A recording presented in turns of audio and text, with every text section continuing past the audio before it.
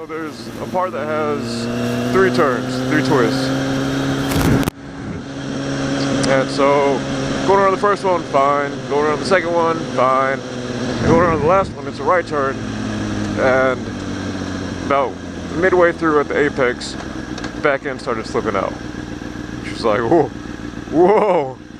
It was like the most subtle thing ever. So, you know, I'm leaned over, and then I start feeling like this twist, which is, ugh. And, you know, luckily I wasn't going too fast. So what I ended up doing was mashing on the front brake and just like, you know, hoping that it wouldn't go off the side of the road. Just kidding. Don't do that. I did not do that. What I did end up doing though was slightly rolling off the throttle and stood back up, or it snapped back around. So it could have been a high side, but then it wasn't. So I'm rolling here, back end's twisting out, and I'm like, oh, snap. You know, you feel it just like sliding out on you. And then roll off the throttle, and then it snaps back. So, you know, I'm going this way, back end sliding out like that, and then it snaps back around like this, and I resume the corner. It's like, huh, that could have potentially been bad, because like the side of the road was kind of like this, but like there was no, like it was just like right here. It was like that, where if I went down, it definitely would have slid off into a ditch. That wouldn't have been a very, very nice crash. I would have been real sad. And yeah, so afterwards it was like, oh man, that could have been bad. I was really thankful for the bike staying up and just like me not panicking, mashing on the front brakes or anything like that, because I'm still riding and my bike still is, you know, fairing scratch-free. Still looks just as good as when I bought it, so I'm super thankful for that. I'm not a professional racer or anything, so I can't tell you exactly what I did right. I can't say, oh yeah, well I cut the throttle like an eighth, and then I slightly started trail braking or anything like that. It was all instinct, and it wasn't like a negative instinct of like, oh, I'm gonna go down, target fixation, front brake. Nah, thankfully. But yeah. So other than that, here's my bike. It is a 2005 Kawasaki Ninja ZX6r 636, and she's awesome. She's running like a champ. I remember when I first got her, it was just like quarter throttle all the way, you know, not doing anything crazy. And now it's like, don't pull out, don't pull out, don't pull out. Ooh, I hope you can't see this too many lights back there. Anyways, so before it was like quarter throttle, just like kind of getting used to the bike, getting used to the amount of power that it had. And then now it's like, okay, cool. So the bike set in, we're pretty acquainted now.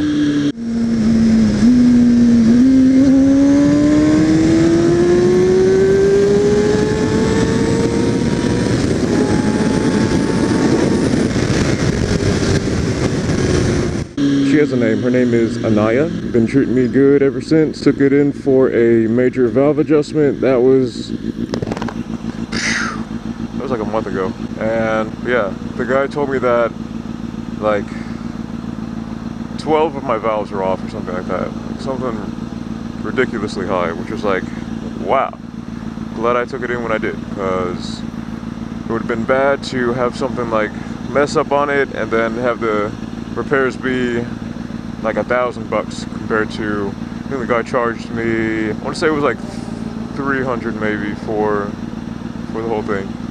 But he tagged on another like 300 or something for like a general maintenance and flushing of everything, which was like, okay. And then end result, he was like, yeah man, so the total cost would have come up to like 900 or something way more than what it was. But because he quoted me at the original price, he gave it to me for that price, which is awesome. But other than that, got the bike back, running good.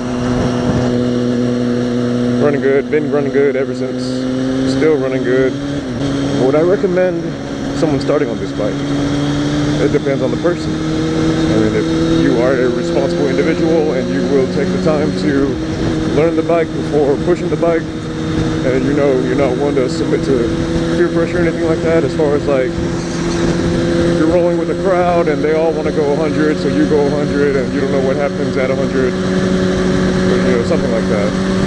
I think, okay, so one thing that I've been really working on and just like trying to learn on and practice is, a better riding position. So, I'm not one that's like dragging the on everything, but I am one who, slides over to the left, slides over to the right, and leans off whenever applicable.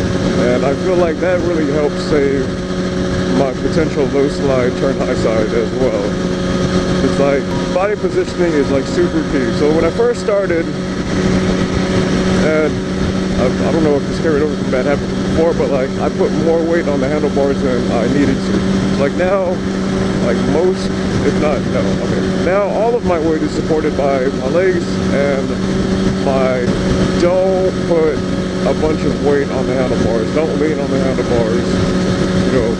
I was reading up that the only weight that should be on the handlebars is like enough to go and like control the bike and maintain a steady throttle.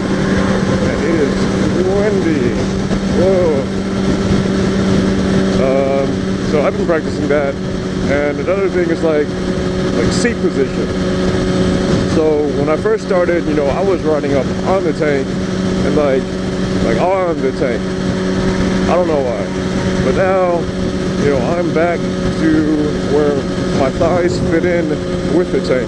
So I mean, it's going to be different on every bike. It's going to be different based on the person too. You just got to find that sweet spot. But that's currently where I am. I am like, I'm a little bit closer than halfway back on the seat.